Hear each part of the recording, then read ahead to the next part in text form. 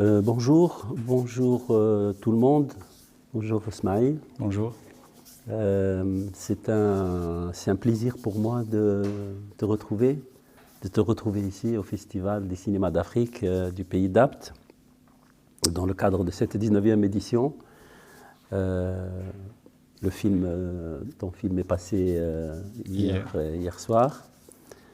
Avant de parler, évidemment, nous allons parler du film, mais j'aimerais qu'on élargisse un tout petit peu la perspective pour mieux comprendre ce que nous avons vu hier et remonter un tout petit peu dans le temps, essayer de saisir ta trajectoire.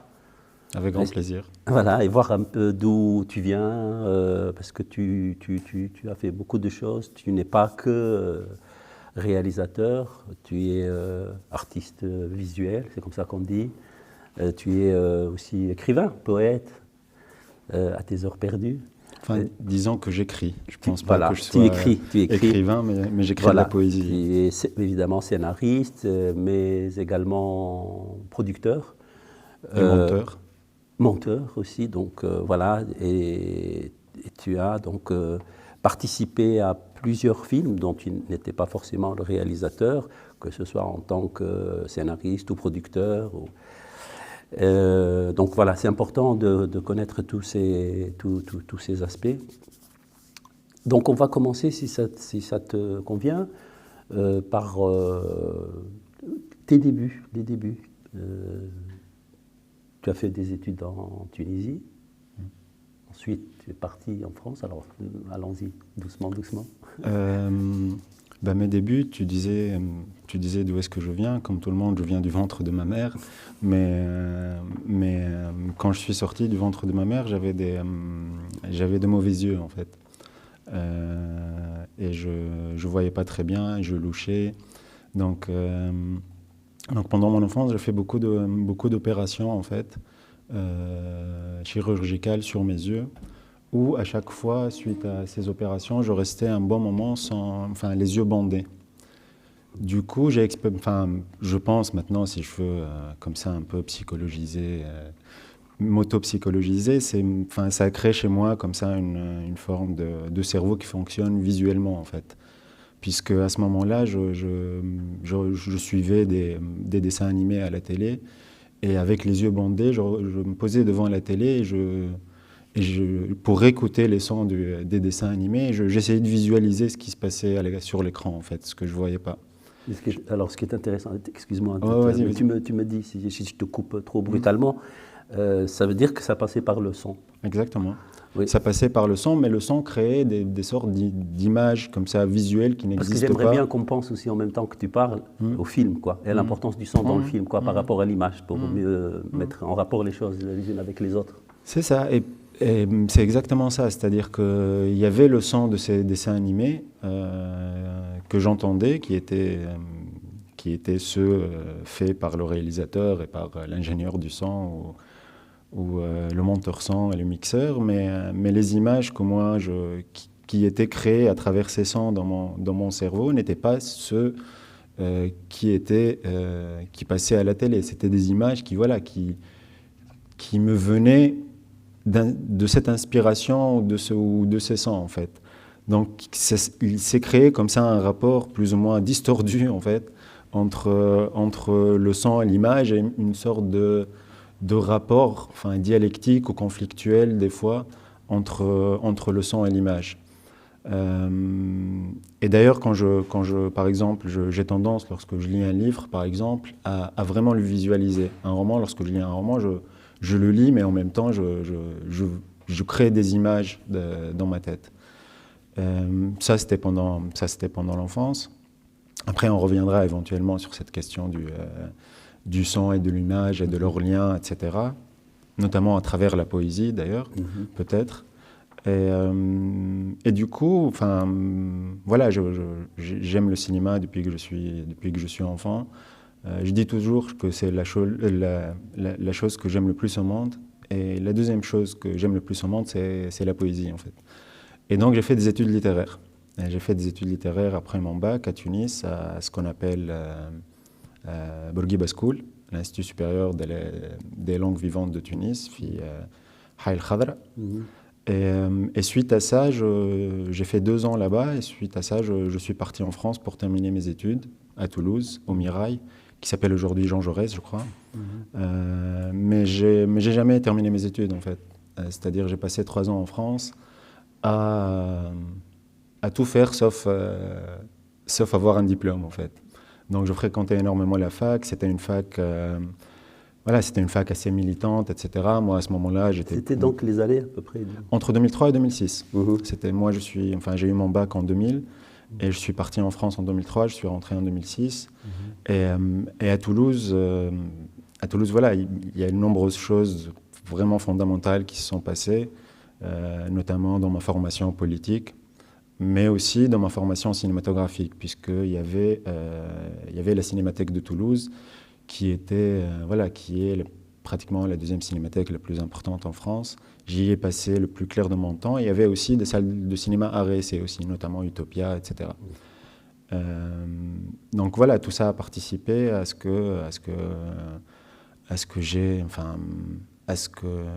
j'évolue, disons, en tant que jeune homme à ce moment-là.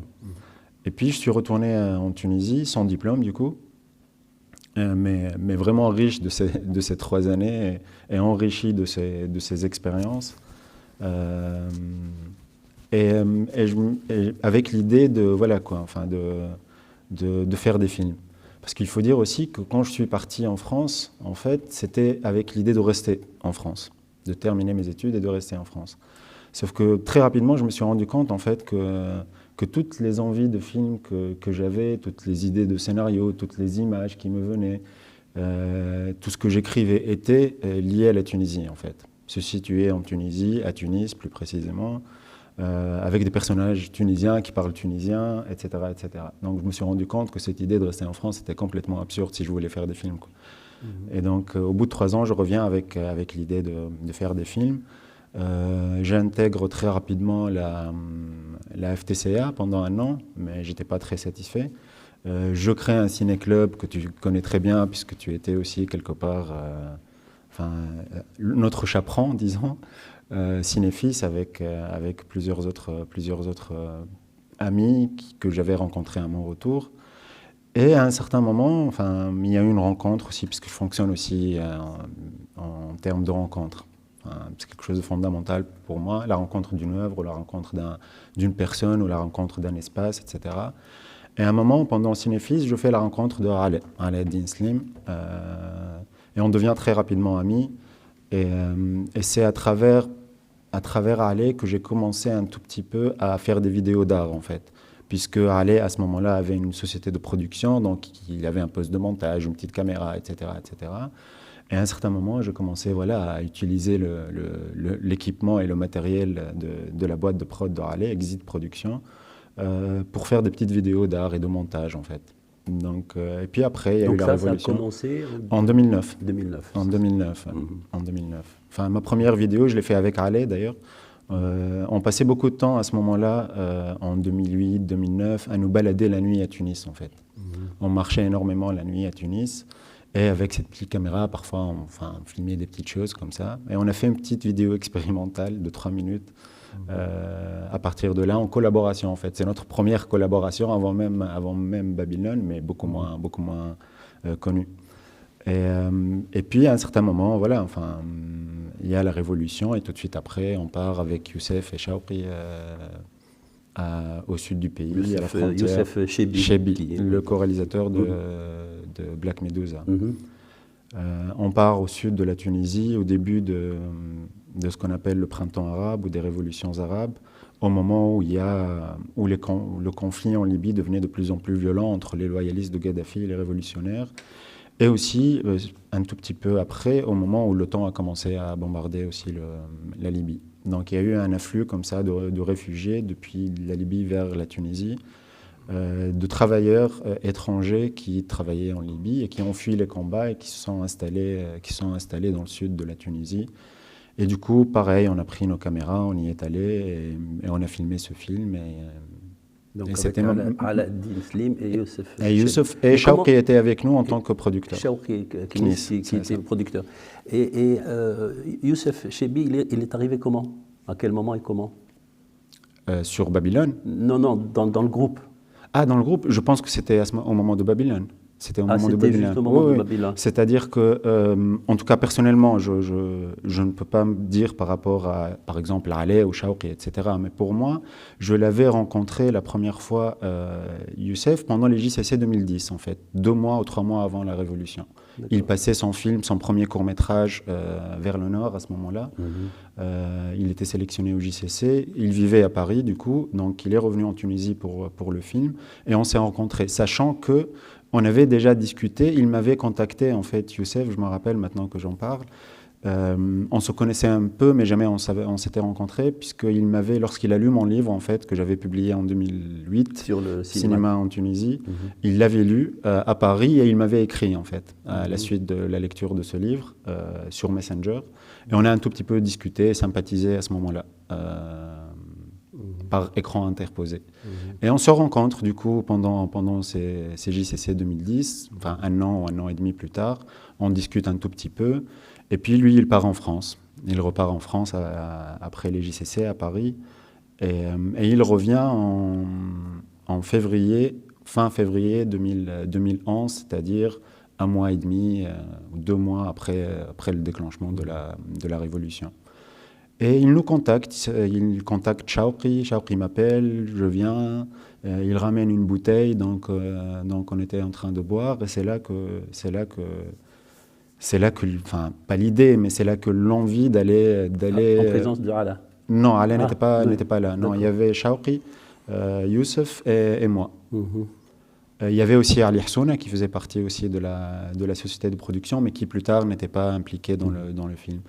Donc on parle de ça et on se dit, voilà, on va récupérer tout ce qu'on peut récupérer comme matériel, nos couettes, nos manteaux, et puis on va louer une voiture et aller dans le sud du pays pour voir ce qu'il en est, pour nous confronter un peu à cet événement marquant qui se passait un peu à la marge de la Révolution. Mais au départ, tout ça n'était pas très pensé, hein. C'était vraiment instinctif, quelque chose qu'on a ressenti au plus profond de nous. Mais tu te souviens de qui venait l'idée? Je pense qu'elle venait de Shawqi et de Youssef. De Shawqi et de Youssef. C'est-à-dire, on parlait de ça. Je ne me rappelle plus qui a été le premier à dire « Allez-y, allons-y, on y va ». Mais c'était principalement Shawqi et Youssef, effectivement. C'était principalement Shawqi et Youssef. Moi, j'étais partant, et c'est là où on appelle Ali pour lui dire, écoute Ali, voilà, on vient de parler entre nous, il était 2h du matin, ou 3h du matin. Du coup, Ali voit bien qu'on est un peu éméché, du coup, il était un peu comme ça réticent, mais on prend rendez-vous le lendemain matin à 9h, je me rappelle, à 9h du matin, à Exit, et Ali vient, et on parle, et je pense que le lendemain, on était sur place, quoi. Ça s'est fait rapidement. Et on a filmé. D'accord. Donc, ce film qui est intitulé Babylone. Babylone, voilà, c'est ça. Et qui donc a été au FID. Oui, en 2012. Oui, en 2012, et qui a eu le premier prix. Oui, le Grand Prix. Le Grand Prix. Le Grand Prix à Marseille, donc au FID. Ouais. Quoi d'autre? Oui, ensuite, c'est pas ça. Ensuite là. Oui, c'est vrai qu'on est en 2012. Il reste encore 9 ans. Ensuite, ce qui s'est passé, c'est qu'on a pas mal voyagé avec le film. Moi, j'ai continué en parallèle à faire mes vidéos, etc. J'étais à ce moment-là aussi beaucoup intéressé par l'art vidéo, les installations. Je me suis remis, puisque j'avais fait un peu de photos lorsque j'étais étudiant, plus jeune, mais je me suis remis à faire plus sérieusement de la photo. Et du coup, je me suis retrouvé là aussi à naviguer entre le cinéma et l'art contemporain, en fait. J'ai rencontré du coup plein de nouveaux amis qui étaient à ce moment-là des artistes, des peintres, des vidéastes, des photographes, Fakhri Ghzel, Atif Matalla, Mel Gnawi, Nidal Shemer, etc., etc. Et on a créé un collectif ensemble, en fait, le collectif politique en 2012, et on a organisé des expositions d'art contemporain. Suite à ça, je commençais un peu, dès la fin de Babylone aussi, à m'intéresser à l'afflux des réfugiés syriens au Liban, en fait. C'était à la fin de Babylone. Le conflit en Syrie devenait aussi de plus en plus violent et du coup, il y avait là aussi le début de ce qu'on a appelé... Dès la fin de Babylone. Oui, oui, j'ai commencé, je pense que quand Babylone est passé la première fois, il y a eu quelque chose comme ça, une page qui s'était tournée, mais je pense que c'est toujours le cas en fait avec les films. Enfin, la page se tourne lorsque le film rencontre son public en fait. Jusqu'à ce moment-là, on est encore toujours, quelque part obsédé par le film qu'on est en train de se faire à ce moment-là. Mais quand le film passe pour la première fois, il y a une sorte de vide qui se crée comme ça. À chaque fois, je ressens que voilà que je vais renaître de nouveau, que j'ai pas de sens dans ma vie, qu'il faut que je recherche un sens à ma vie à chaque fois après les premières projections en fait. Et donc, après les premières projections de Babylone, j'ai ressenti ça, ce vide immense en moi. Et voilà, j'ai commencé à entendre aux infos, quoi, comme tout le monde, à suivre un peu le conflit en Syrie et le départ des Syriens vers plusieurs pays, et notamment le Liban. Et à ce moment-là, tu n'as pas pensé aux autres, c'était pour toi? Tu n'as pas forcément pensé à le faire avec... Non, c'était une envie, oui, c'était une envie qui m'était venue. D'ailleurs, l'envie de film n'est pas venue tout de suite, hein, je t'ai dit. C'est plus un intérêt au départ, comme ça, sans forcément être lié à un film. Ouais. Tu vois, mais un intérêt politique, quoi. Oui, politique, oui, ça m'intéressait. Et puis je connaissais, le Liban, je connaissais pas du tout la Syrie, mais le Liban, c'est un pays qui me fascine depuis que je suis adolescent. Depuis que j'ai vu, encore une fois, on va reparler des JCC. Depuis que j'ai vu au JCC un film de Hassan Salab, en fait, qui s'appelle Beyrouth Fantôme. Je devais avoir 16 ans, je crois. Et voilà, le film m'a énormément fasciné, sa façon de filmer la ville m'a énormément fasciné. Et je commençais à m'intéresser au Liban, en fait, à ce moment-là. Tu vois, et par stratification, plus tard, lorsque voilà, je viens de finir Babylone, qui est globalement autour de cette question des réfugiés, des déplacés, etc.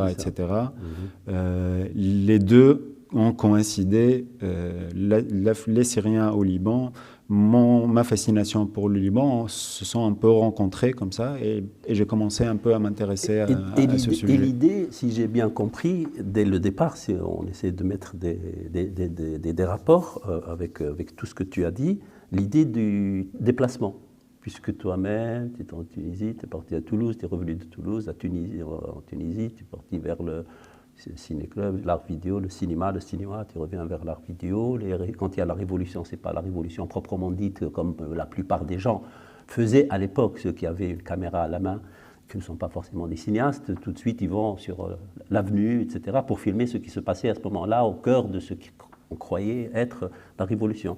Mais par contre, vous allez plus loin. Donc là, vous vous déplacez vous-même pour rencontrer des gens qui se sont déplacés.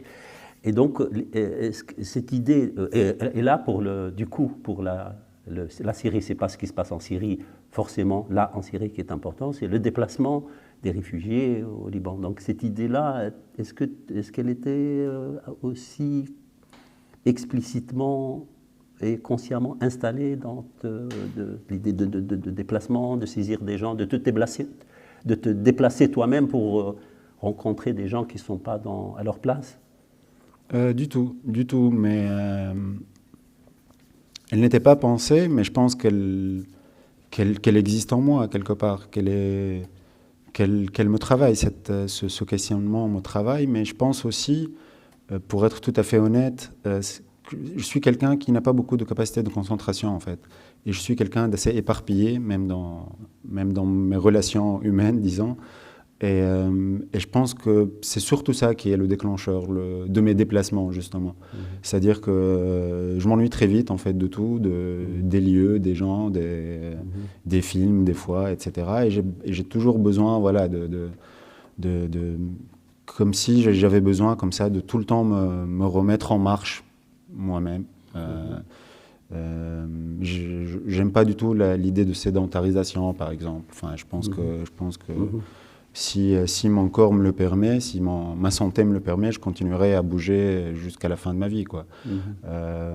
J'ai aucune envie de fonder une famille, par exemple, d'avoir des enfants. Enfin, c'est quelque chose qui est pour moi lié, voilà, à ce désir ou à cette absence de désir de me fixer quelque part ou d'avoir une maison ou d'appartenir à une terre donnée. Et pourtant, tu disais tout à l'heure, à moins que je n'ai pas très bien compris, qu'à un moment donné, en France, tu t'es dit, moi, mon envie, c'est de faire des films en Tunisie, il faut que je retourne là-bas. Parce que c'était juste lié à cette envie-là en Tunisie à ce moment-là, pas forcément comme... Non, pas forcément dans l'absolu. Pas forcément dans l'absolu. Et ce qui est arrivé, d'ailleurs, pour la petite anecdote, c'est que dès que je suis rentré en Tunisie, j'ai commencé à avoir des idées de films en France, tu vois, donc, ou ailleurs d'ailleurs. Mais oui, mais je pense que ça, c'était pas du tout pensé. Maintenant, effectivement, puisque j'ai plus 20 ans, j'ai 40 ans, donc j'essaie de me comprendre un tout petit peu plus. Maintenant, je la pense, cette question, tu vois, elle s'imbrique comme ça avec notamment ma vision du monde, disons, sur le plan politique, quoi. Et mon refus des frontières, par exemple, c'est quelque chose qui sur le plan théorique et politique me rebute au plus haut point, quoi. Oui, et ça se voit dans le film, on reviendra là-dessus, parce que puisque les choix que tu fais, c'est pas du tout ceux qui concernent quelque chose qui est déjà fait, qu'on appellerait un film de cinéma, enfin comme on a l'habitude de voir, c'est plutôt beaucoup d'autres choses qui font que voilà, on se déplace d'un genre à un autre, d'une langue à une autre, enfin on va y arriver. Et donc, après, parce que tu as participé quand même à d'autres films, à d'autres titres, donc beaucoup d'expositions, un peu partout aussi dans le monde, oui, à New York. C'est ça. Oui. C'est ça, et j'ai commencé comme tout, entre guillemets, les artistes visuels ou les artistes contemporains à faire des résidences, effectivement, un peu partout. Et puis, à un certain moment, l'événement aussi important se passe vers la fin 2013. Alé me demande de rejoindre Exit Production, en fait. Shawqi Knis, le producteur de la boîte, partait à ce moment-là. Et Alé me propose de reprendre sa place, de m'occuper un peu avec lui de la boîte, de produire ses films et que lui, il produise les miens, etc. etc. Donc j'accepte. Et Shawqi part, je reprends un peu le flambeau de Shawqi avec Alé et Ali. Ça, c'est ta première expérience en production? Oui, c'est-à-dire que lorsque Alé me l'a proposé, je reviens au tout début, dès que j'ai rencontré Alé en 2008-2009, lorsqu'on a commencé vraiment à sympathiser et à être des amis, je me rappelle la première fois où on a pris rendez-vous comme ça en tête-à-tête les deux avec Alé pour aller au Garibaldi, pour boire des coups.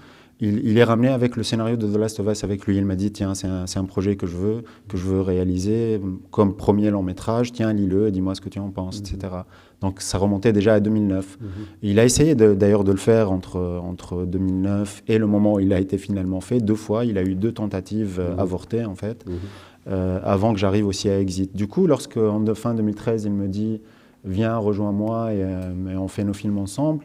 Je lui dis, d'accord, ok, à une condition, c'est qu'on tourne The Last of Us dans l'année de mon arrivée. C'est-à-dire, on ne va pas attendre 2-3 ans à le faire.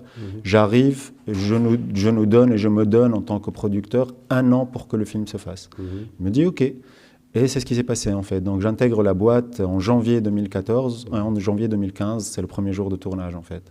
Donc je suis arrivé aussi avec l'idée de produire le film de Raleigh, quoi. Et c'est ce qu'on a fait. Sur lequel tu n'étais pas que producteur. Si, j'étais que producteur. Que producteur. Oui, j'étais que producteur. Non, rien d'autre. Non, j'étais que producteur. Et puis voilà, j'étais associé à la boîte de production qui était la boîte principale qui a produit le film. C'est une coproduction entre plusieurs boîtes. Ça, c'est le montage de production financier qu'on a établi à ce moment-là pour faire le film rapidement, justement. Une sorte de collaboration ou de production collaborative entre différentes boîtes qui avaient différentes ressources, différentes compétences, etc. etc. C'est-à-dire, par exemple, le chef opérateur sur The Last of Us est aussi producteur, puisqu'il a une boîte, c'est Amin Messaadi. Monsef, c'est l'ingé son, c'est aussi producteur, avec sa boîte, etc. etc. Shawki, qui est parti de Exit vers une autre boîte, a aussi été associé sur le projet. Donc voilà, on a réuni comme ça nos groupes d'amis, de techniciens, de producteurs, etc. Et on a fait le film, quoi. Voilà. Et c'était ma première expérience en tant que producteur. Après, j'ai enchaîné avec le film de Belhassan. Donc, The Last of Us, qui a été à Venise et qui a eu le prix de la première œuvre. C'est ça. Le Lion du futur. Oui, le Lion, oui. D'accord. Et après, ça c'était en 2016. Après, je me déplace encore, puisque je quitte Exit Production suite à une courte mésentente avec Ale sur la manière de gérer la boîte. Du coup, je pars d'Exit et je crée ma propre boîte. Enfin, j'ai mis du temps à la créer, mais avec l'idée de créer ma propre boîte. Et c'est à ce moment-là que j'ai commencé à travailler sérieusement sur le documentaire au Liban. Utopia, comment il s'appelle? Utopia Film. Utopia Film. D'accord. Utopia Film. Et donc, je quitte Exit au moment où je travaille de plus en plus sérieusement sur le documentaire au Liban, au moment où je vais de plus en plus régulièrement et je passe de plus en plus de temps au Liban, et au moment aussi où je commence un tout petit peu à tourner, puisque je tourne depuis 2007. Donc, si j'ai bien compris, excuse mes questions qui peuvent paraître un peu, on ne peut pas dire indiscrètes, puisque c'est le principe. C'est-à-dire au moment où tu as accepté d'être producteur sur le film de Ala, est-ce que tu as pensé au fait que tu allais produire ton film? Est-ce que c'était en rapport aussi avec ton projet de réaliser ton film au Liban? Oui, c'est-à-dire que... C'était une manière pour toi d'avoir une petite expérience pour pouvoir ou pas? Non, c'était pas du tout pensé comme ça, mais d'ailleurs la production, je le fais par obligation. Hein. Si jamais demain je rencontre un producteur qui veut bien produire les films que j'ai envie de réaliser, enfin je ferme la boîte et je travaille avec ce producteur, tu vois. Sauf que ça n'est pas encore arrivé. L'idée était que ça arrive avec Exit, justement, qu'on s'alterne une fois, je produis le film de Haleh, lui il réalise, une fois c'est l'inverse, mais ça ne s'est pas fait comme ça. Du coup, je me suis retrouvé à un certain moment à devoir produire et réaliser mes propres films moi-même, quoi. Et c'est ce que j'essaie de faire depuis maintenant 2016-2017. D'accord. Et alors, Hecho en Casa, tu n'en as pas parlé, c'était... Oui, c'était avant, oui. J'ai un peu zappé cette histoire, mais parce que Hecho en Casa, quand j'ai commencé à travailler sur le film, j'étais pas encore à Exit, en fait. C'est ça. Puisque le film aussi, c'est un projet à long cours que Belhassan Handous, le réalisateur, a commencé à filmer en 2008, lorsqu'il était en Espagne, d'ailleurs. C'est ça, ouais. Lorsqu'il était étudiant en Espagne. Qui est aussi sur beaucoup le va-et-vient. Exactement, exactement. C'est-à-dire, il s'est acheté en 2008 un téléphone portable, quoi, une des premières générations de téléphones portables avec une caméra dessus.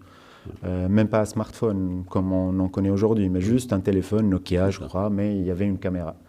Du coup, Belhassan vient à la fois de la photographie qu'il exerçait lorsqu'il était pareil, adolescent et jeune homme, et de l'archéologie, puisqu'il faisait des études d'archéologie en Espagne. Donc il commence un peu à filmer sa vie de tous les jours en Espagne.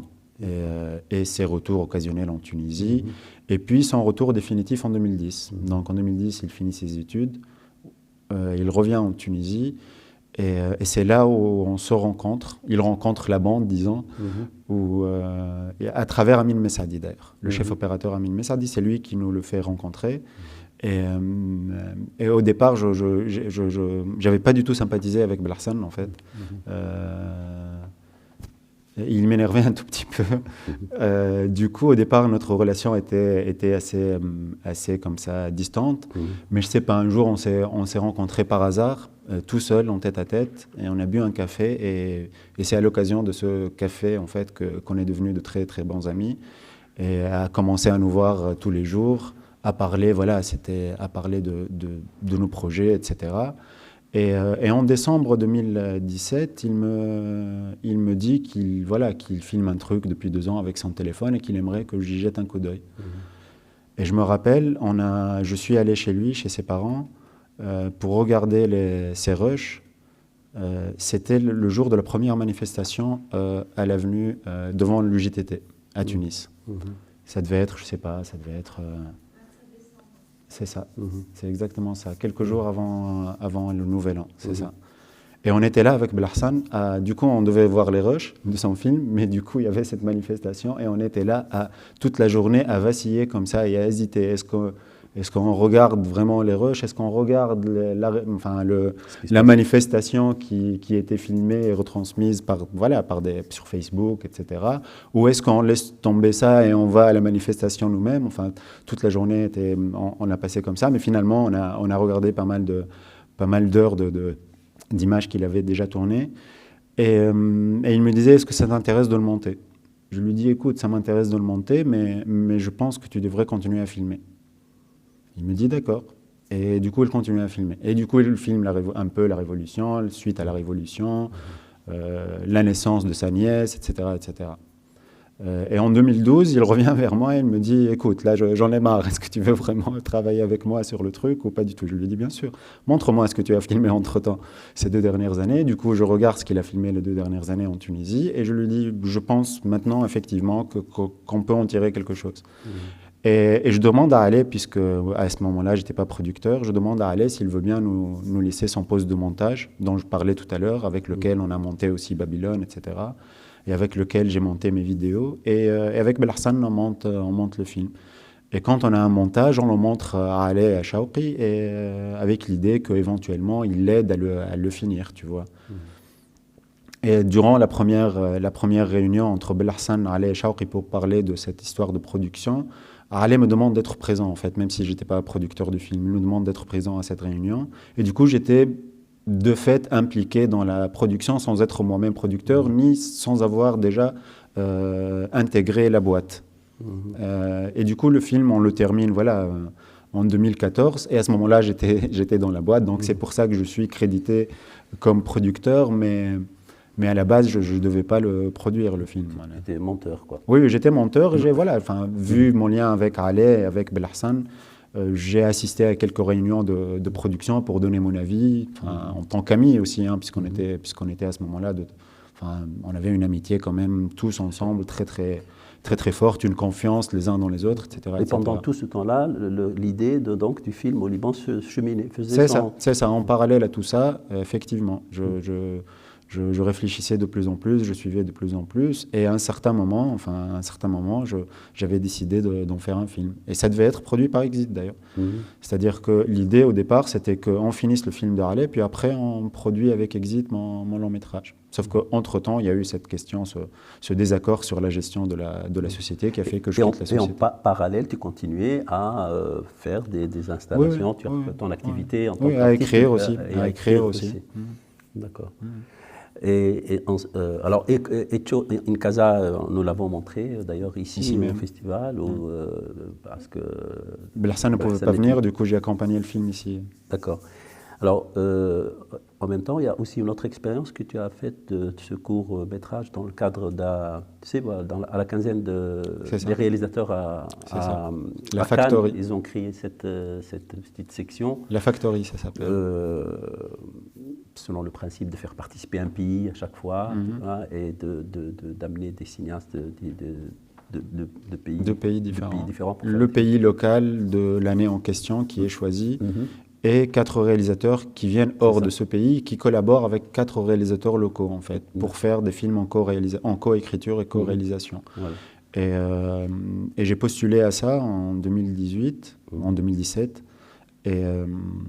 et j'ai fait un court-métrage, effectivement, que j'ai écrit. C'est toi qui as postulé, tu n'as pas été sollicité. Non, en fait, les réalisateurs internationaux sont directement contactés par la quinzaine, mais pas les locaux. Les locaux sont choisis par appel, en fait, en candidate, en fait, et puis par dossier, puis entretien, et puis on est choisi. Donc, c'est ce que j'ai fait. J'ai candidaté et j'ai été choisi avec 3 autres, du coup, réalisateurs tunisiens qui, chacun, ont collaboré avec un réalisateur qui, lui, est choisi par la direction artistique de ce programme. Et moi, j'ai travaillé avec une réalisatrice iranienne qui s'appelle Fatemeh Ahmadi, que je ne connaissais absolument pas.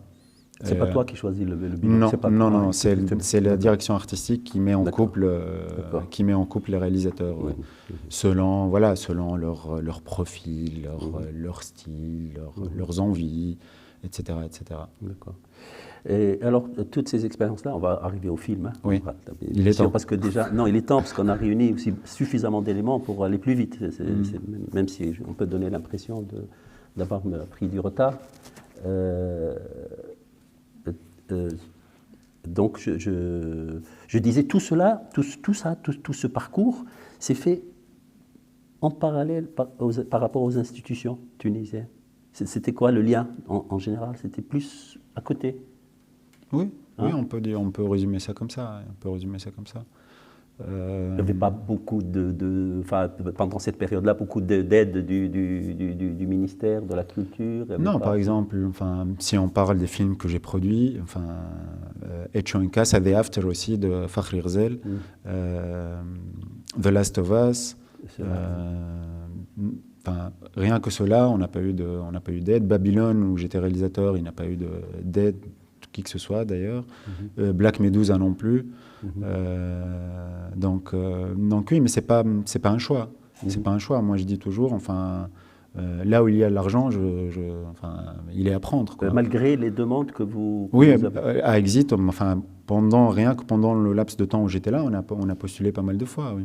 Et d'ailleurs, The Last of Us, on a tourné le film de façon autofinancée, mais pendant la post-production, il a eu plein de fonds étrangers, non tunisiens, quoi. On a eu FR, on a eu Uberbals, etc., pour achever le film. Mais rien de la Tunisie, non, rien de la Tunisie. Mais encore une fois, c'est pas un choix, c'est-à-dire que tout dépend des projets, en fait. Il se trouve que éventuellement, j'ai la chance, de faire aussi des vidéos, des films expérimentaux que je fais absolument tout seul, et j'ai pas besoin de budget, quoi. J'ai pas besoin de payer des gens, j'ai pas besoin de me déplacer, etc., etc. Comme j'adore le montage, du coup, c'est généralement c'est généralement des films de montage. Du coup, j'ai même pas besoin de filmer, quoi. Donc j'ai la chance de faire ça. Ce qui me fait avancer quelque part, c'est-à-dire je suis pas là à attendre, à déposer un projet, à attendre qu'on me donne l'argent. Et je pense qu'aussi on a développé une certaine tendance avec Ale, avec d'autres. Parce que c'est un paradoxe, je crois, dans l'histoire du cinéma tunisien qui est qu'on n'a pas connu avant, d'après les connaissances que j'ai du cinéma tunisien, parce que vous avez été dans des festivals importants quand même.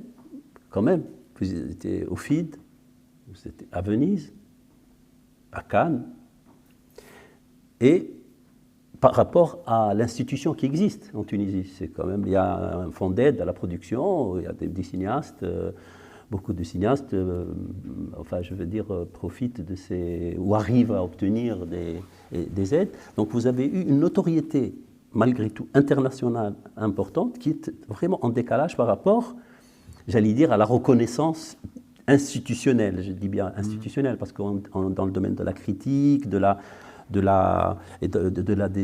milieux des cinéphiles, vous avez d'emblée, je crois, tout de suite eu une espèce d'accueil, quoi, positif. Ça, c'est quand même assez paradoxal, ça.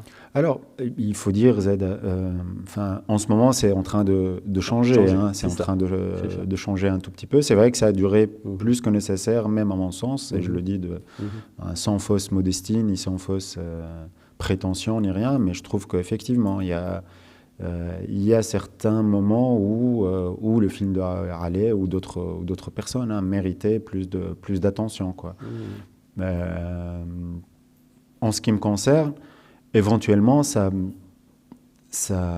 rejoint ou c'est dû, ou je sais pas, j'essaie de me l'expliquer, c'est dû peut-être éventuellement à mes prises de position comme ça, très, très radicales parfois, ou brutes ou brutales par rapport aux institutions en Tunisie et par rapport même à certaines personnes par rapport qui ont de l'influence, le livre de 2008 écrit, et puis les interventions sur Facebook qui ne sont pas très et les publications aussi, dans des magazines, des revues, le site Nawet avec lequel je collabore régulièrement et dans lequel je publie régulièrement des textes, notamment sur la situation, sur les films, mais sur aussi ce qu'on pourrait appeler comme ça, par commodité de langage, le milieu du cinéma en Tunisie, Oui, oui, c'est ça. qui m'a créé beaucoup d'animosité, mais c'est normal, c'est la règle du jeu. Oui, oui, d'accord. Alors, par rapport à ce film-là, à la différence j'imagine, tu me corriges, du film sur le Liban que tu fais, puisque là en rentrant, tu vas partir, tu es retourné au Liban, tu es en train de le faire, il n'a pas cette durée-là. C'est quelque chose qui arrive. Alors, c'est tout à fait l'inverse. Oui. C'est tout à fait l'inverse, c'est-à-dire que le film s'est fait, enfin pas tout le film, mais une bonne partie du film, l'écriture, la préparation et le tournage se sont faits en 4 mois, quoi. Alors que je suis là au Liban à tourner depuis 5 ans maintenant et je n'ai pas encore terminé. Donc c'est toute une autre expérience, toute une autre temporalité. Mais le film Black Medusa, du coup, Elle n'entend que le vent, enfin Matas Makanriyah en tunisien, Elle n'entend que le vent, c'est la traduction littérale du titre original en tunisien. Elle n'entend que le vent. D'accord. Il vient aussi de ça, de cette éventuellement, il vient de 2 choses, puisque le désir est né, encore une fois, en commun avec Youssef. Je pense que Youssef n'a rien fait depuis 2013. Son dernier film, le dernier film qu'il a fait, c'est Les Profondeurs, oui, qu'il a sorti en 2013. Donc, c'est ça. Donc pendant plusieurs années, il n'a pas fait de film. Donc il avait le fort désir intense et viscéral d'en faire. D'autant plus que certaines expériences n'ont pas abouti. C'est ça, c'est ça. Après, il a fait d'autres choses. Il a fait un festival de musique. Enfin, il était dans un groupe à un certain moment, puisqu'il est musicien par ailleurs. Donc, pendant 5 ans, il était plus, disons, dans la musique. Mais il a senti à un moment le désir ou l'envie de refaire des films. Il a un projet, justement, qui est monté au niveau de la production de manière complètement différente, du coup qui a été développé sur plusieurs années, etc. Enfin, il a déposé pour des fonds, etc. Et d'ailleurs qu'il va bientôt tourner, en début d'année, je crois. Et de mon côté, mon désir est né éventuellement de cette expérience de long cours dont je ne voyais pas le bout, quelque part, et qui risquait de durer encore plusieurs années. Et de ma volonté, à un certain moment, effectivement, comme Youssef, de faire quelque chose, quoi, de faire quelque chose là, ici, maintenant, tout de suite. Pour mieux supporter la durée de ton projet, ou de peur de ne pas que ça n'aboutisse pas, les deux? Non, la peur que ça n'aboutisse pas ne m'a jamais traversé, en fait, ne m'a jamais traversé. Sauf que comme je l'ai dit à mes 2 coproducteurs, puisque c'est une coproduction entre la Tunisie, la France et l'Allemagne, je me rappelle l'une des premières discussions qu'on a eues, ils m'ont posé la question et je leur ai dit c'est le film qui va décider quand est-ce qu'il va se terminer. Je parle du documentaire au Liban. Et ils ont accepté cette règle du jeu. Je leur ai dit soit 1 an, soit 10 ans, je ne sais pas. Mais est-ce que tu serais d'accord que je dise que ce film-là, d'une certaine manière, est aussi... Lequel? Nomme-les comme ça. Le film qui vient de passer là, et aussi à ce moment-là, pour être fait comme ça rapidement, enfin, ou pour être arrivé comme ça subitement, il n'en est pas moins une synthèse de tout ce que tu viens de dire là, non? Oui, on peut. Parce que moi, je vois dans le film tout ce que tu dis. Enfin, le film tel qu'il est fait, tel qu'il est structuré, tel qu'il est écrit et mis en scène, ce que tu racontes là par rapport à tout ça, toutes les différentes expériences, je les retrouve plus que dans toutes les autres choses que tu as faites ou auxquelles tu as participé, réunies. Tu me diras aussi si tu penses que mon rebond ou ma réponse, tu la trouves juste, mais je pense que c'est tout à fait normal en fait, puisque ça s'est fait de manière instinctive. Du coup, on ne s'est pas retenu, on n'y a pas pensé. Du coup, c'est vraiment des choses viscérales qui ressortent, tu vois, des choses impensées, mais qui sont là. C'est plus l'inconscient qui a parlé. Quand on fait un film sur plusieurs années, on a le temps de réfléchir, de moduler un peu ses idées, ses désirs, etc., etc. Par la force des choses, plus ça dure, plus il y a des gens qui interviennent. Du coup, il y a d'autres sources comme ça d'intervention qui agissent sur le travail que tu es en train de faire. Ce que cela est vrai plus pour toi que pour Youssef, en fait. C'est ça que je veux dire. Ah, puisque dans le film même, déjà, toute la dimension art visuel, elle est non seulement présente à travers la façon de faire le film, mais déjà dans le contenu lui-même, puisque de vos œuvres, enfin, toutes ces personnes que tu as citées, sont dans le film et leurs travaux sont montrés. Oui. Mais je pense qu'il y a un peu des deux. Hein. Enfin, il y a un peu des deux. Peut-être ça se ressent plus puisque, et là on en vient au parcours du film en lui-même, puisque du coup, voilà, on se voit.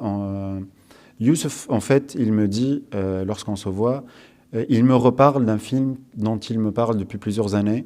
Il veut depuis plusieurs années faire un remake de Mrs. 45, qui est un film américain d'Abel Ferrara, qu'il a réalisé en 81. D'ailleurs, mon année de naissance. Ça fait plusieurs années que Youssef veut faire un remake de ce film. Il voulait. Et il ne l'a jamais fait et ils m'en parlaient régulièrement en fait. Ils m'en parlaient régulièrement et moi ça m'intéressait absolument pas en fait. J'avais pas vu le film déjà et Abel Ferrara n'est pas un réalisateur que j'apprécie spécialement. Enfin, les films qu'il a fait au moment où il avait réalisé Mrs. 45, c'est pas des films qui me plaisent énormément quoi. Bad Lieutenant, Le Roi de New York, tout ça. Quoique maintenant, en vieillissant, enfin les dernières années, j'ai tendance à apprécier un peu plus. Mais ses premiers films, quoi, ou la première partie de sa filmographie, j'accroche pas spécialement, quoi. J'ai tendance même à avoir des réserves assez fortes, quoi, par rapport à son cinéma et à ce qu'il veut dire, etc., etc. Donc voilà, pendant plusieurs années, ça ne m'intéressait pas du tout. Et Youssef revenait à la charge. Et là, du coup, pendant l'été 2019, c'était au mois de juillet. Moi, je revenais justement de 6 mois de tournage au Liban. Et Youssef revenait en Tunisie pour plusieurs mois, puisqu'il vit à Paris. Donc on se rencontre forcément. On se rencontre et on parle, comme d'habitude, de nos vies, de nos amours, de nos déchirures, de nos films, quoi, et des films qu'on veut faire. Et il me reparle encore une fois de cette idée de remake, quoi. Pareil, moi je lui dis, Youssef, écoute, tu sais très bien que ça ne m'intéresse pas, etc. etc. Mais on était d'accord sur le fait qu'il fallait absolument, à ce moment-là, qu'on fasse un film rapidement, quoi. Donc il y avait juste un désaccord sur quel film, quoi. Lui, il en avait un, moi, j'en avais pas un spécialement à ce moment-là. Et une nuit, comme ça m'arrive très souvent, j'ai une image en fait, puis une image me vient comme ça. Et là, on revient à ce que je te disais au départ, tu vois, ces images comme ça qui viennent dans ces eaux, mais peut-être de mon enfance, hein, peut-être de ce dessin animé que j'ai regardé et qui ont muté au fil des ans pour donner d'autres images qui ressurgissent comme ça, comme je sais pas, un arbre ou une fleur qui sort de terre, je sais pas. Ou la lave d'un volcan, c'est plus... L'image est plus juste, je pense. Et j'ai vu une image d'une femme qui maltraite le corps d'un homme inerte, en fait, qu'on retrouve au tout début du film. C'était la nuit, du coup je dors. Enfin, je me réveille, j'ai toujours cette image en tête, et je prends mon ordinateur, puisque j'écris plus des scénarios sur une feuille et un papier. Je fais ça très, très longtemps, mais maintenant je le fais plus. Et je commence à écrire, en fait. Et j'écris pendant 3 jours. J'écris pendant 3 jours le premier jet du film, en fait, ce qui va être plus tard le film. Et je vois Youssef, et je lui dis, tiens, et je lui imprime le truc, et je lui dis, tiens, lis-le. Et il le lit très rapidement, il me dit, c'est exactement à ça que je pense lorsque je dis il faut faire un film rapidement et tout de suite, et sans argent et sans équipe. Je lui dis, à la bonne heure, viens, on se met autour d'une table et on continue un peu à écrire. Il y avait à ce moment-là 25 pages, je crois, d'écrites, et on passe genre 4-5 jours ensemble, comme ça, enfermés dans une maison, prêtée par un ami, mais on écrit ensemble la dernière version du scénario, qui tenait en 35 pages aussi, enfin, c'est pas énorme non plus. Et quand on finit l'écriture... Et entre ces 2 semaines, résultat... Oui, en 5 2 jours. semaines de Et temps. ce que tu avais proposé, Hmm. il y a eu de grands changements ou... Il n'y a pas eu de changements fondamentaux, mais Youss fait arriver aussi avec ses idées, avec ses images à lui, ses désirs à lui. Il y a certaines séquences qui existaient sur le premier jet, qu'on a retravaillé L'idée du ensemble. chapitrage, par exemple, Non, ça c'est venu à la post-prod, ça c'est venu. Ça, c'est c'est venu. après. Oui, Ah, c'était pas du tout écrit. Non, il y a Ok. plusieurs choses, peut-être après on Très bien. reviendra à la Ok. post-prod. Il y a plusieurs choses qui ont été aussi, qui ont Et été le aussi noir et blanc. pensées.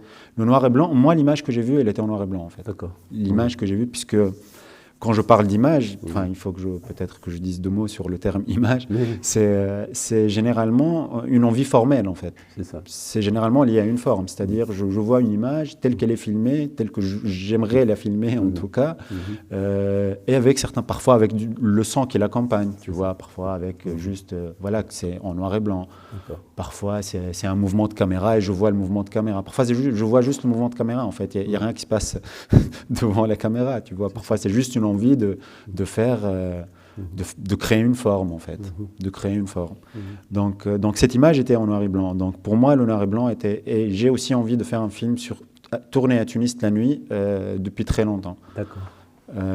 Et d'ailleurs j'avais proposé un scénario à aller pour qu'il le produise à un moment qui se passait entièrement la nuit à Tunis, un court-métrage et sans personnage en fait, sans qu'il y ait de montre. Enfin, juste filmer la ville. Où vous passiez à la ville et toi-même beaucoup de temps à vous balader. Et c'était en noir et blanc aussi. Donc cette idée de noir et blanc, elle me vient... Je le dis aussi souvent, enfin, je rêve en noir et blanc et pendant plusieurs années, je croyais que tout le monde rêvait en noir et blanc en fait. Et puis un jour, je lis l'interprétation des rêves de Freud et il parle de rouge, enfin, de trucs et je me rends compte qu'il y a des gens qui voient des couleurs dans leurs rêves. Je ne sais pas si c'est ton cas ou pas, mais en tout cas, moi, j'ai jamais vu une couleur dans un de mes rêves. Donc je rêve en noir et blanc en fait. Et après, tu me diras, c'est un peu, voilà, enfin, c'est un peu rétrograde, mais le cinéma est né en noir et blanc aussi. Donc voilà, tout ça fait que j'ai des envies de noir et blanc plus que de couleur en fait, globalement. Même si ça n'a pas été le cas énormément pour le moment. Mais je pense que je ferai plein de films en noir et blanc. Hein.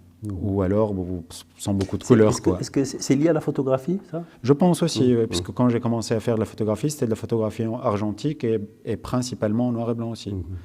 Principalement en noir et blanc Parce aussi. que le côté primitif dans le film est moins dans le scénario, dans l'action, dans la situation, que dans la texture de l'image, je veux dire, dans la photographie, et le noir et blanc.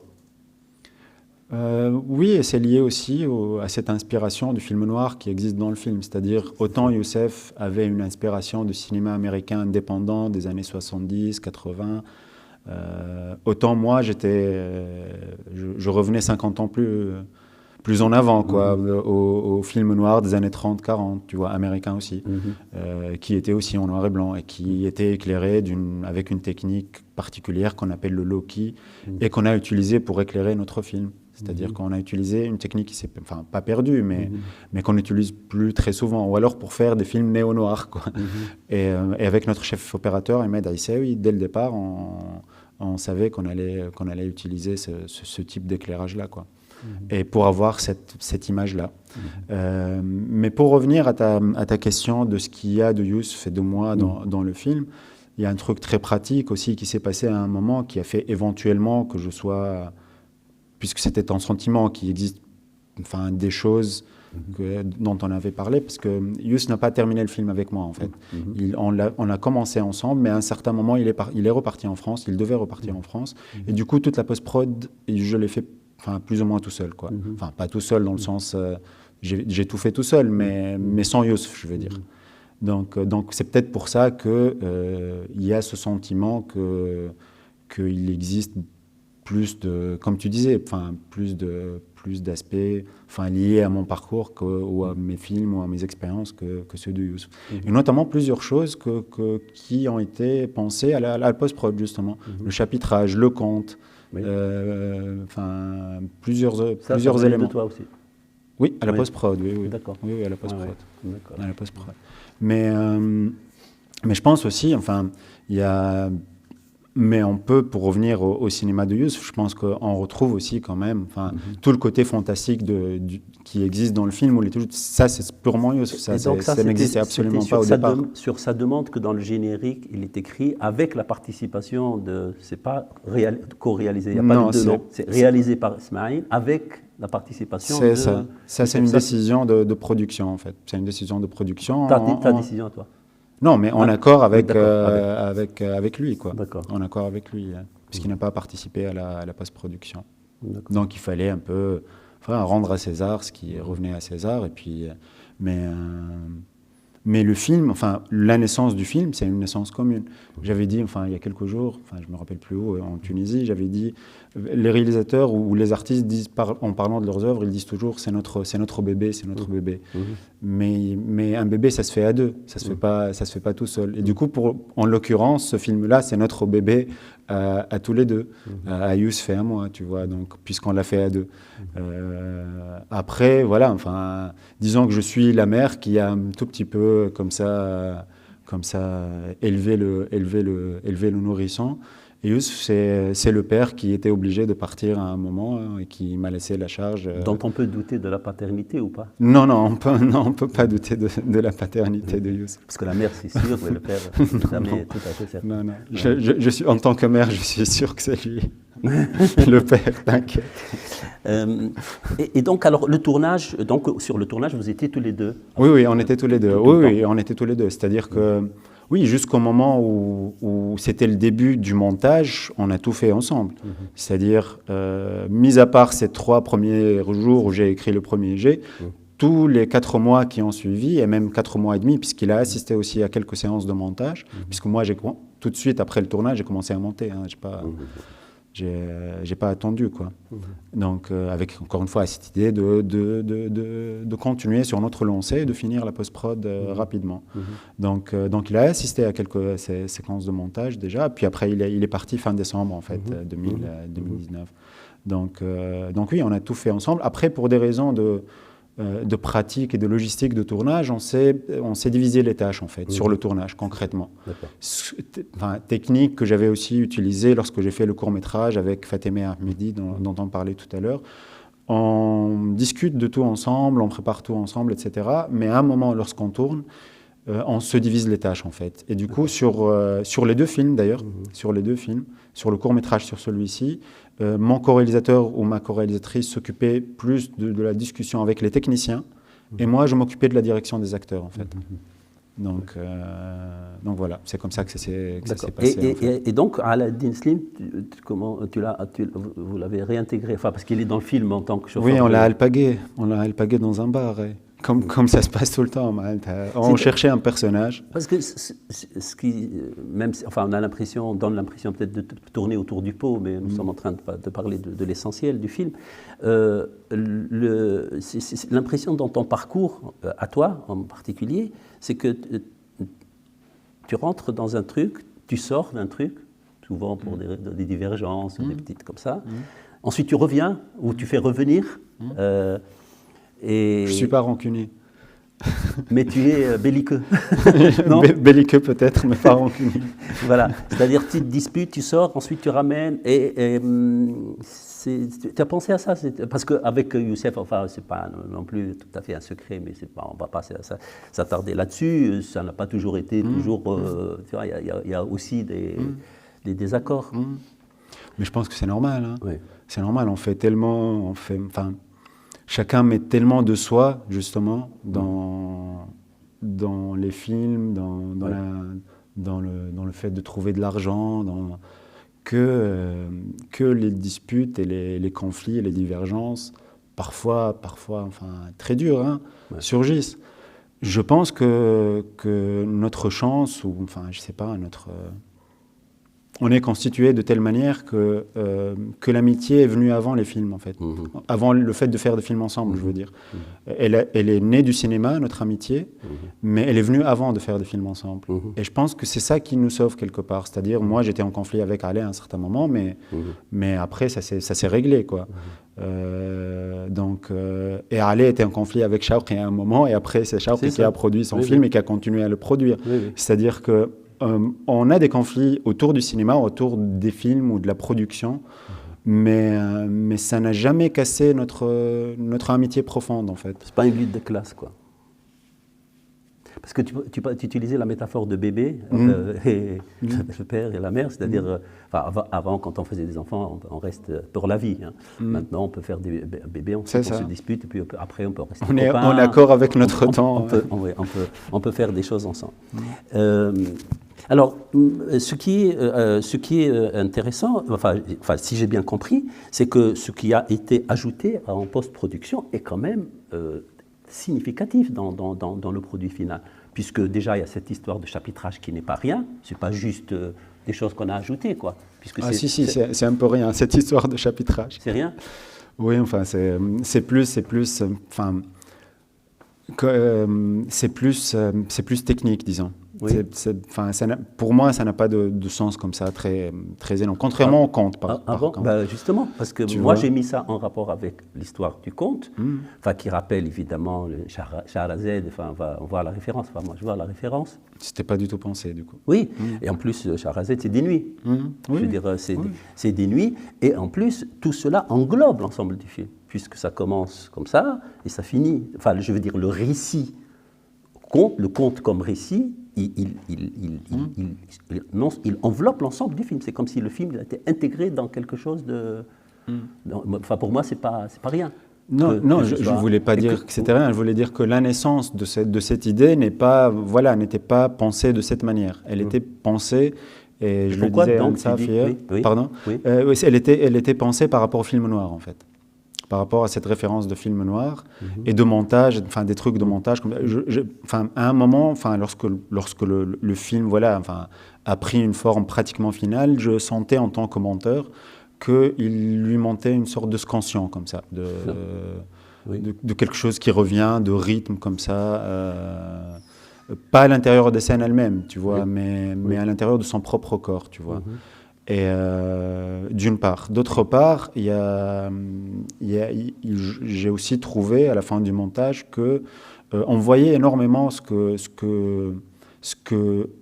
faisait le personnage dans le monde, autour d'elle, disons, comment elle agissait, mais on n'avait pas beaucoup d'idées sur son monde intérieur, en fait. Sur ce qu'elle pouvait éventuellement ressentir.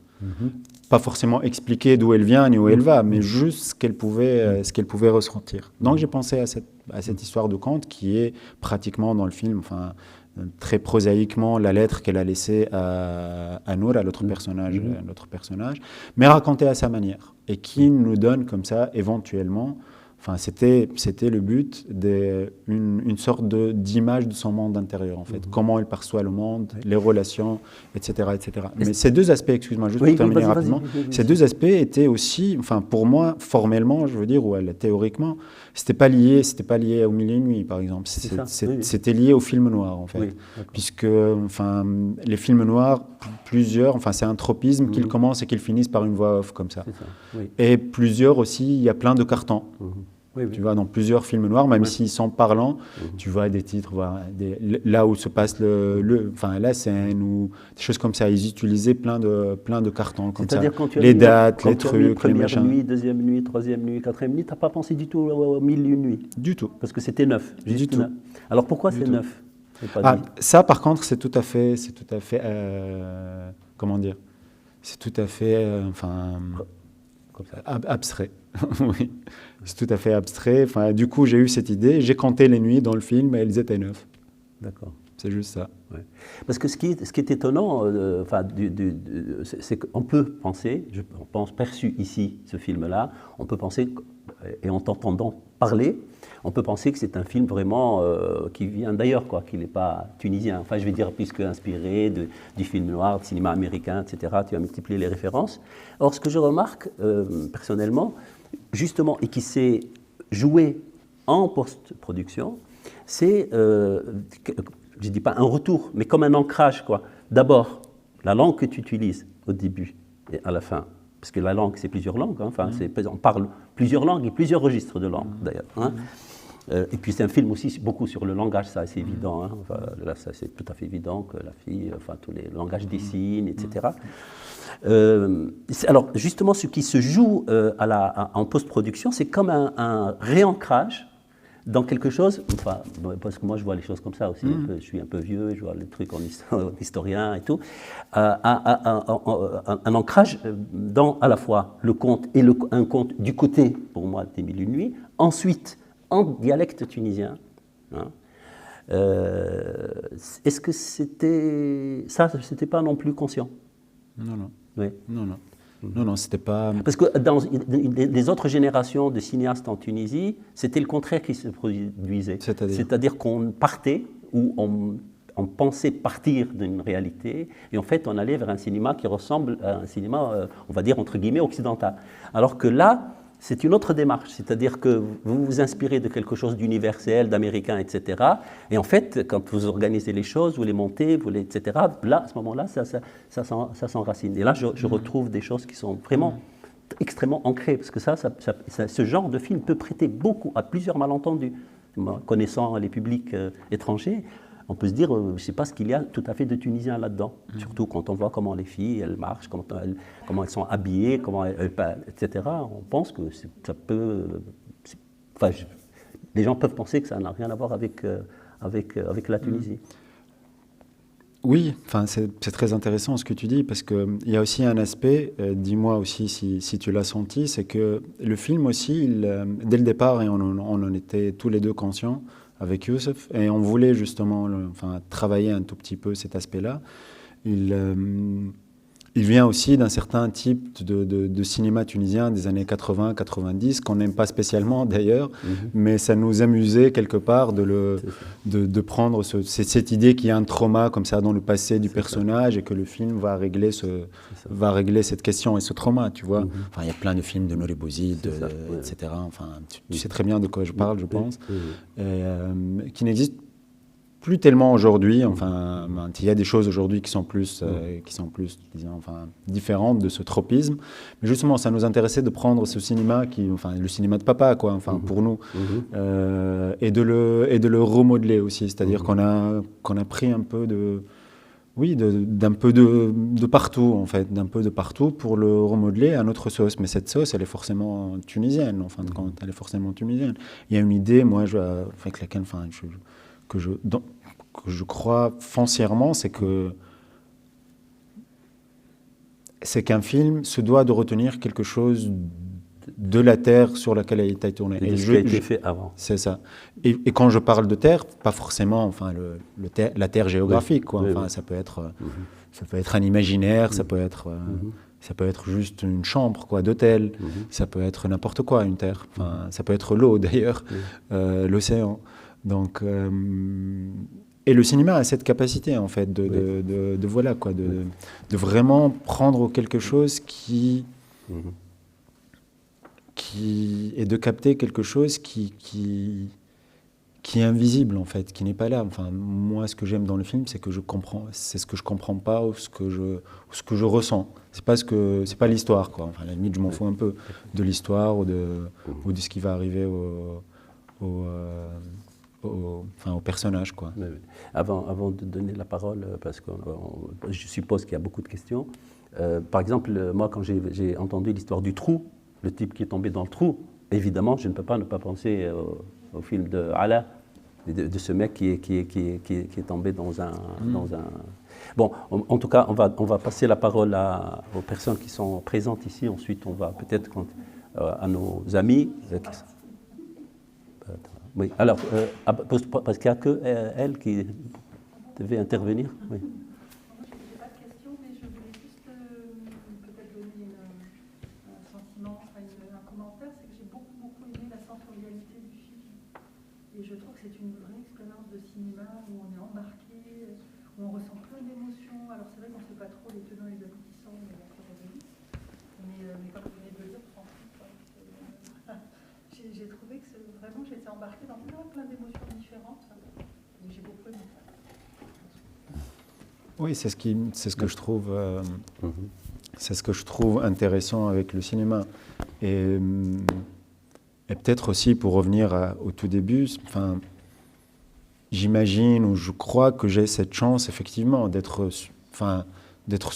faire plein de choses. Et du coup, quand j'ai envie de raconter une histoire, enfin, j'écris un conte, puisque à la base, ce conte, je l'avais écrit en conte, en fait, précédemment, tu vois. Et d'ailleurs, enfin, c'était pour moi un conte noir. Et peut-être que, enfin, avec l'idée qu'un jour, peut-être, je publierai un recueil de contes noirs, quoi. Donc, quand je fais un film, en fait, j'essaie, enfin, ce qui m'intéresse, c'est d'utiliser ce que je pense, moi, personnellement, être les outils de cette discipline et de cet art et de ce média, c'est-à-dire des images et des sons qui rentrent en résonance les uns avec les autres et qui créent des sensations et des sentiments par exemple, pour résumer, il y a certaines personnes qui disent le cinéma c'est l'art du montage, d'autres qui disent le cinéma c'est l'art de je ne sais pas quoi. Pour moi, le cinéma c'est l'art de l'atmosphère, quoi. C'est quelque chose qui est là, qu'on ressent, qu'on perçoit, qu'on sent, mais qu'on n'arrive pas forcément c'est pas les acteurs, quoi. C'est ce qui se passe entre les acteurs. Enfin, c'est les sentiments qu'un acteur dégage de lui-même et qui déborde l'écran et qui arrive dans la salle et que le spectateur ressent. Et c'est pas pour rien qu'on dit le cinéma, c'est le lieu, quand on va au cinéma, c'est le lieu où on rit, où on pleure, où on a la chair de poule. Ce n'est absolument pas lié pour moi à quelque chose qui est de l'ordre du narratif ou de l'explicatif ou du... Voilà. Après, il y a toujours une narration, hein, il y a toujours un récit, ça dépend de la forme dans laquelle tout ça s'assemble et se mélange. Enfin, il y a Straub qui, justement, en parlant de post-production, dans le film de Pedro Costa, Rougis votre sourire enfui, il fait une formule comme ça que je trouve excellente. Il était en train de monter, il dit il y a la matière, il y a la forme et il y a la pensée. C'est-à-dire la matière déjà vient avant tout, avant la pensée. C'est les images et les sons que tu as. La forme, c'est quand tu es justement en post-prod que tu vas agencer tout ça dans une forme définitive. Et c'est là où la pensée émerge, quoi. Enfin, la pensée n'est pas préalable à la matière, quoi. C'est la matière qui est là au début, quoi. D'autres interventions, oui. Oui.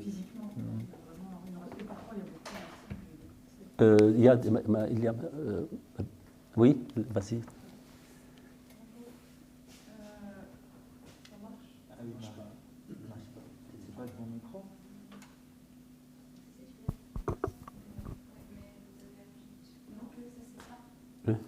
Ça s'éteint.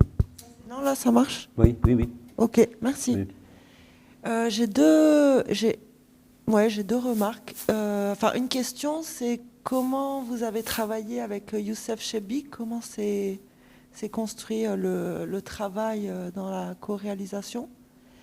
Et puis, la deuxième remarque, c'est est-ce qu'il n'y a pas un paradoxe parce que vous faites un film qui se veut aussi... il y a un regard féminin qui parcourt ce film, en tout cas le fait qu'on accompagne un personnage féminin qui soit dans une quête de vengeance contre les hommes, c'est ce qu'on perçoit sans que ce soit complètement explicité. Est-ce qu'il n'y a pas un paradoxe à être aussi près d'un mouvement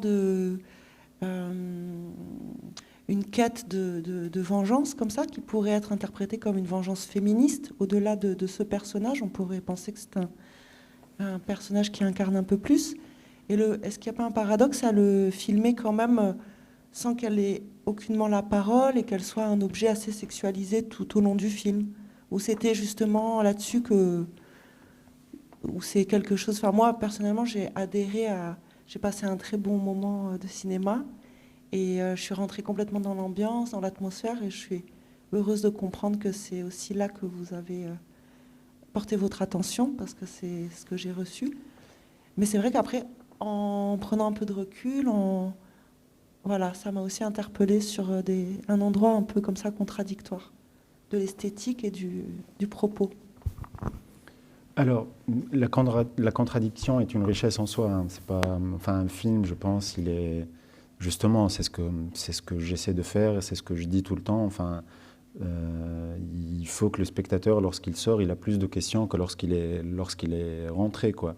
Mais je ne suis pas d'accord avec vous. C'est-à-dire que je pense que, encore une fois, comme on le disait, le film commence et se finit par la voix du personnage en train de parler.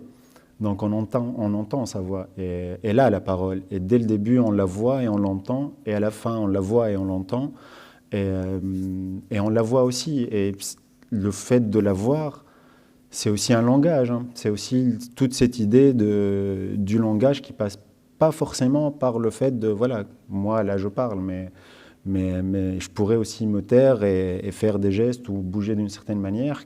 C'est aussi un langage. Et dans le film, ce personnage, on la voit énormément bouger. Et ça dit beaucoup de choses, je pense, sur ce qu'elle est. Donc non seulement on l'entend parler, elle parle aussi, elle utilise aussi un moyen de communication qu'elle choisit d'utiliser. Donc je ne suis pas d'accord sur le fait qu'on ne lui donne pas la parole, quoi.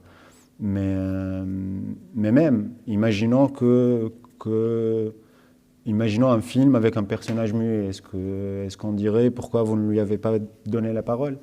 Enfin, vous voyez ce que je veux dire? Enfin, pour moi, elle s'exprime de plusieurs manières. Et elle s'est exprimée sur le film.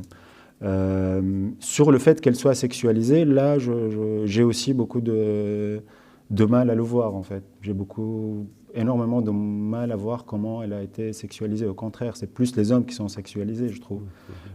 C'est eux l'objet de son regard à elle, justement.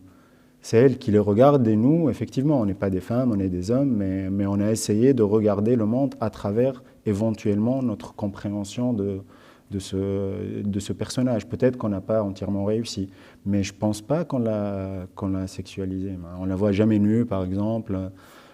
C'est vrai qu'elle s'habille de cette manière, mais elle s'habille de cette manière pour attirer aussi les hommes. Donc c'est un jeu comme ça de miroir entre le regarder, le regardant, elle qui regarde, mais il faut que les hommes la regardent aussi. Nous, les réalisateurs qui la regardons, puis après qui faisons un film que vous regardez. Donc tout ça participe à une sorte d'enchevêtrement de regard. Et je pense que le film aussi s'interroge sur ça. Il s'interroge, je ne pense pas que... Et d'ailleurs, autant je ne suis pas d'accord sur le fait qu'elle soit sexualisée, autant je ne suis pas d'accord non plus sur le fait que c'est un film féministe. Oui. Enfin, pour moi, c'est pas du tout, c'était pas notre intention, et je pense que le film ne l'est pas, enfin, foncièrement ou entièrement. Enfin, certaines personnes peuvent le trouver féministe, d'autres pas. En tout cas, c'était pas une volonté ou une intention de dire on va faire un film féministe ou non. Enfin, notre intention, enfin, notre désir, c'était juste d'observer ce personnage, d'essayer de rendre compte de ce qu'elle ressent, de ce qu'elle vit, de ce qu'elle expérimente en tant qu'individu, de façon cinématographique. Oui. Et sensorielle, effectivement, où les choses passent par les sons, par les images. Parce que ça n'est ni psychologique ni sociologique, en fait. C'est ça. Le personnage, c'est autre chose, quoi. Il aurait à voir avec la forme du film beaucoup plus qu'avec une référence. Ni moralisateur, d'ailleurs. Oui, oui. Par exemple, puisque, et là on revient à MS-45, Mrs. 45, que j'ai fini par regarder à un certain moment avant le tournage. Après les insistances de oui, après les insistances de Youssef. Le personnage du film de Ferrara a un parcours différent de celui de Nadé. Et à la fin, elle est tuée, elle meurt. Tu vois, c'est un ange de la vengeance, comme ça, qui se fait violer au début du film et qui, à un certain moment, récupère un flingue qui est justement un calibre 45. C'est pour ça que le film s'appelle Mrs. 45. Et du coup, elle commence à tuer des hommes. Et à la fin, elle est elle-même tuée par une autre femme, d'ailleurs. Où elle porte, d'ailleurs, lorsqu'elle va dans un bal masqué, comme ça, le personnage principal porte une robe de nonne. Et elle va dans ce bal masqué, elle commence un peu à flinguer tout le monde. Et il y a une amie à elle, en fait, qui la reconnaît pas et qui la poignarde par derrière. Donc je trouve que c'est pour ça que j'aime pas Ferrara, parce que je trouve qu'il est assez moralisateur. Et notre fin à nous, par exemple, notre personnage à nous, il finit comme il a commencé, quoi. Enfin, il n'y a aucune volonté ni de le psychologiser, ni de porter un regard moralisateur sur ce qu'il est en train de faire. Et à la fin, il n'est pas puni, quoi. Puisque ça, c'est aussi quelque chose, et tu es très bien placé pour le savoir. Enfin, il y a plusieurs films comme ça qui se prétendent comme ça. Enfin, je sais pas. subversif ou quoi, mais quand on y voit de plus près comment les films se terminent et comment les personnages marginaux ou eux-mêmes subversifs ou en dehors, enfin qui agissent en dehors des normes sociales, comment ils sont punis par les scénaristes et les réalisateurs à la fin. Soit ils sont arrêtés, soit ils sont emprisonnés, soit ils sont tués, soit ils sont malheureux dans leur vie, enfin ils détestent leur vie. Donc tout ça, c'est des choix, c'est des choix signifiants. Et je pense que pour le cas de Nedem, on a évité cet écueil-là du mieux qu'on peut. Peut-être que vous avez une autre interprétation, mais du mieux qu'on peut, on a évité de moraliser le film et de porter un regard moral sur elle. D'autres? C'était pour la co-réalisation. Ah oui. Oui, j'en ai parlé tout à l'heure. Je sais pas. Je vais le. On en a beaucoup parlé. Avant que vous veniez, on en a beaucoup parlé. Donc je vais résumer pour vous, si vous voulez. Non, parce que c'est enregistré de toute façon. Hein. Ouais. Oui, ça. Ah, d'autres questions ou...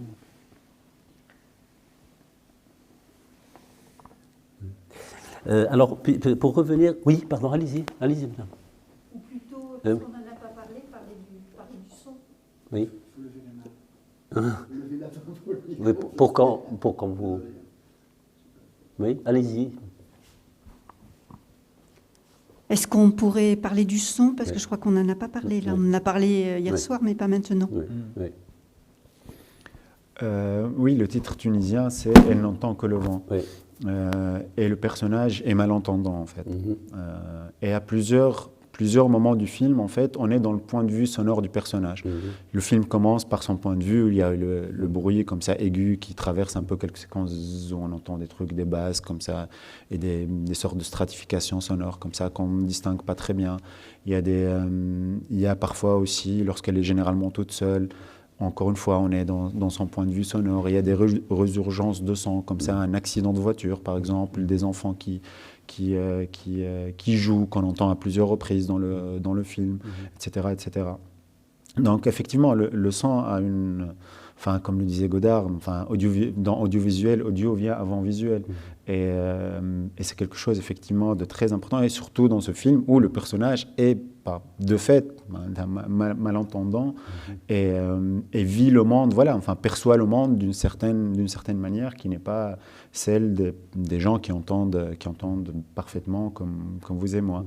Donc, elle a aussi ce rapport au monde qui passe par ce son un peu, comment dire, un peu distordu, un peu déformé comme ça. Et ce que je trouve intéressant aussi avec le son, mais ça je l'ai découvert, enfin c'est pas une invention à moi, hein, je l'ai découvert dans le cinéma d'un réalisateur que j'aime beaucoup, qui est Gus Van Sant. Et son utilisation du son, en fait, elle est très très particulière parce que il a toujours un rapport non réaliste avec ce qui se passe à l'écran, en fait. Tu vois, on entend des choses qui sont pas les choses qu'on est en train de voir, en fait. Et lorsque la première fois, j'ai vu un de ses films, Elephant d'ailleurs, où j'ai remarqué ça, ça m'a fait penser à Pierre Reverdy, en fait. Ça m'a fait penser au poète français Pierre Reverdy qui disait l'image, c'est le rapprochement de deux réalités éloignées. Alors il le dit par rapport à la poésie, mais je pense que ça s'applique aussi à cette question du rapport de l'image et du son, en fait, et du lien qu'ils peuvent avoir, qui n'est pas un lien narratif, là encore une fois, puisqu'on a tendance à utiliser le son pour juste bruiter la scène, et même si on met de la musique, c'est généralement de la musique, entre guillemets, illustrative ou narrative, qui essaie de faire entrer le spectateur dans la psychologie et dans les états d'âme du personnage, etc., etc. Enfin, ce que j'essaie de faire modestement à mon niveau, c'est justement de faire autre chose, d'essayer de coupler les deux, d'assembler les deux de manière à ce qu'ils font ressurgir, ou à ce que du rapport entre les deux, il y a une image qui se crée, une image qu'on ne voit pas en fait, qui se crée entièrement dans l'inconscient ou le subconscient du spectateur. Enfin, c'est ça qui est intéressant. Par exemple, c'est pas quelque chose que fait, par exemple, David Lynch, qui est très intéressant aussi au niveau du son, mais il fait absolument pas ça. Hein. Enfin, David Lynch, c'est plus des choses où c'est des sons qui te mettent dans une atmosphère de rêve ou de cauchemar, ou c'est des nappes comme ça, sonores, etc. Mais je trouve que oui, enfin, opposer un tout petit peu les deux et voir ce qu'il peut y avoir comme étincelle entre l'image et le son, plutôt que d'être dans un rapport illustratif, quoi. Le son illustre l'image, quoi. C'est quelque chose qui m'intéresse beaucoup, quoi. Oui. Bon, ça c'est vraiment, on ouvre là tout un débat sur justement l'esthétique du film et la nouveauté de cette manière de faire des films en général, mais en Tunisie en particulier, où l'image n'est pas première, elle vient après, elle est à venir, elle n'est pas là d'emblée, c'est-à-dire c'est pas une image qui montre, déjà c'est pas une image qui démontre, ça c'est clair, comme avant, c'est pas non plus une image à la manière de Bazin, ou même qui montre, c'est une image qui est à venir. En revanche, le son, il est premier parce que c'est un film de sens, il est un film sensible, quoi. Beaucoup de et c'est pour ça qu'elle est évanescente, cette image, qu'en fait on ne voit pas toujours forcément grand-chose, c'est parce que ça se passe la nuit, on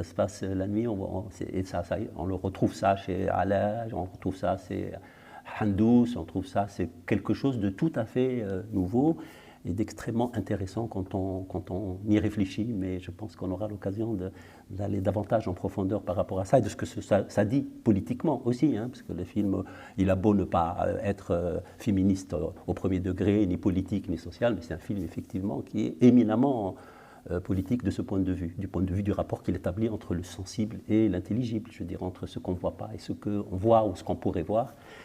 En tout cas, voilà, parce que là, tu as un débat. C'est l'heure déjà ? Oui, dans 5 ou 10 minutes. Ah oui, ça pourrait être beaucoup plus long. Évidemment, j'assume personnellement le choix que nous avons fait de te faire parler le plus possible de tout ce qui entoure enfin, ton travail, parce qu'on ne le connaît pas assez, et pour aussi mieux comprendre le film, sur lequel on peut évidemment dire beaucoup de choses. Merci Ismaïl. Merci à toi, Tahar. Merci à vous. À vous et voilà, à la prochaine. Merci.